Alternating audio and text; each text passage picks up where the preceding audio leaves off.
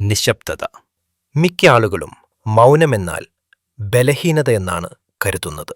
എന്നാൽ ചാണക്യൻ മുതൽ ബുദ്ധൻ വരെ, സ്റ്റോയിക്സ് മുതൽ സാമുറായികൾ വരെ എല്ലാ പുരാതന ഗുരുക്കന്മാർക്കും സത്യമറിയാമായിരുന്നു.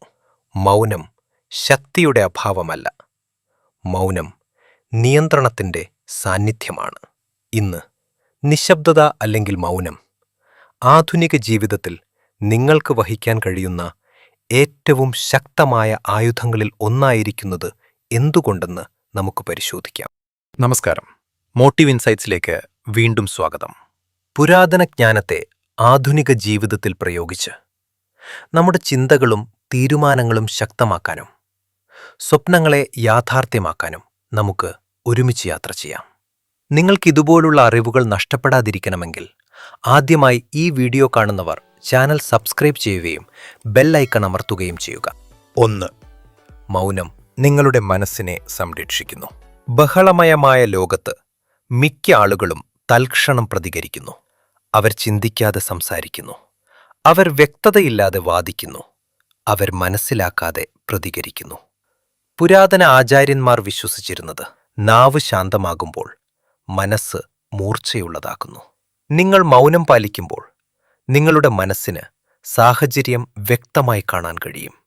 അനാവശ്യമായ വാക്കുകൾക്ക് വേണ്ടി നിങ്ങൾ ഊർജം പാഴാക്കുന്നില്ല. വികാരഭരിതരായ ആളുകൾ ഒരുക്കുന്ന കെണികളിൽ നിങ്ങൾ വീഴുന്നില്ല. മൗനം നിങ്ങളുടെ പരിചയമായി മാറുന്നു. 2. മൗനം സത്യത്തെ തുറന്നു കാട്ടുന്നു. ചാണക്യൻ മൗനത്തെ ഒരു തന്ത്രമായി ഉപയോഗിച്ചു. അദ്ദേഹം പറഞ്ഞു, നിങ്ങൾക്ക് ഒരാളെ മനസ്സിലാക്കണമെങ്കിൽ അവർ സംസാരിക്കട്ടെ. കാരണം നിങ്ങൾ മൗനമായിരിക്കുമ്പോൾ ആളുകൾ അവരുടെ ഉദ്ദേശ്യങ്ങൾ വെളിപ്പെടുത്തുന്നു. ആളുകൾ അവരുടെ നുണകൾ തുറന്നു കാട്ടുന്നു. ആളുകൾ അവരുടെ ബുദ്ധിശക്തി കാണിക്കുന്നു, അല്ലെങ്കിൽ അതിൻ്റെ അഭാവം കാണിക്കുന്നു. അതിനാൽ അവർ യഥാർത്ഥത്തിൽ ആരാണെന്ന് നിങ്ങൾക്ക് മനസ്സിലാകും. മൗനം നിഷ്ക്രിയമല്ല, നിങ്ങൾ നിരീക്ഷിക്കുകയാണ്. നിങ്ങൾ ആളുകളെ വായിക്കുകയാണ്. നിങ്ങൾ വിവരങ്ങൾ ശേഖരിക്കുകയാണ്. ഇങ്ങനെയാണ് രാജാക്കന്മാരും നേതാക്കളും തീരുമാനങ്ങൾ എടുത്തിരുന്നത്. 3. മൗനം നിങ്ങൾക്ക് സ്വയം നിയന്ത്രണം നൽകുന്നു. സമുറായികൾ വിശ്വസിച്ചത് നാവ് നിയന്ത്രിക്കാൻ കഴിയാത്ത ഒരു യോദ്ധാവിന് അവൻ്റെ വിധി നിയന്ത്രിക്കാൻ കഴിയില്ല.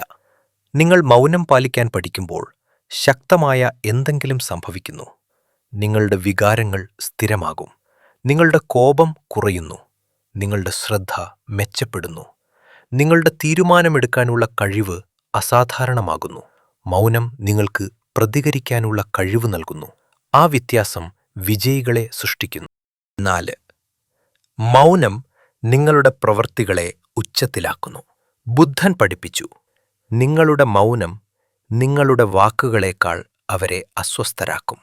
നിങ്ങൾ സ്വയം വിശദീകരിക്കുന്നത് നിർത്തുമ്പോൾ, നിങ്ങൾ ഗോസിപ്പുകൾ നിർത്തുമ്പോൾ, നിഷേധാത്മകതയോട് പ്രതികരിക്കുന്നത് നിർത്തുമ്പോൾ, ആളുകൾ നിങ്ങളിൽ വ്യത്യസ്തമായ എന്തെങ്കിലും ശ്രദ്ധിക്കാൻ തുടങ്ങും. നിങ്ങളുടെ സാന്നിധ്യം കൂടുതൽ ശക്തമാകുന്നു. നിങ്ങളുടെ വ്യക്തിത്വം കൂടുതൽ ആഴമുള്ളതാകുന്നു. നിങ്ങളുടെ ഊർജം നിഷേധിക്കാനാവാത്തതായിത്തീരുന്നു. കാരണം നിങ്ങളുടെ മൗനം അല്ലെങ്കിൽ നിശബ്ദതയാണ് ഏറ്റവും ഉച്ചത്തിൽ സംസാരിക്കുന്നത്. 5. നിശബ്ദതയാണ് ആന്തരിക ശക്തിയുടെ ഉറവിടം.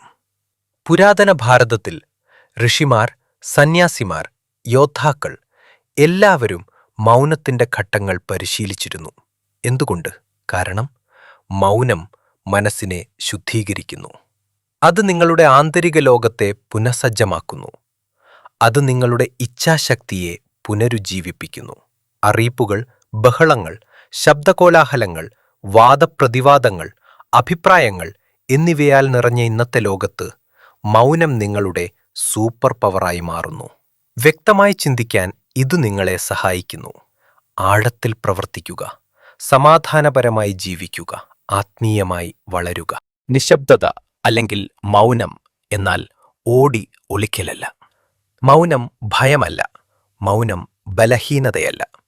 മൗനം അതൊരു തന്ത്രമാണ്. മൗനം അച്ചടക്കമാണ്. മൗനം ശക്തിയാണ്.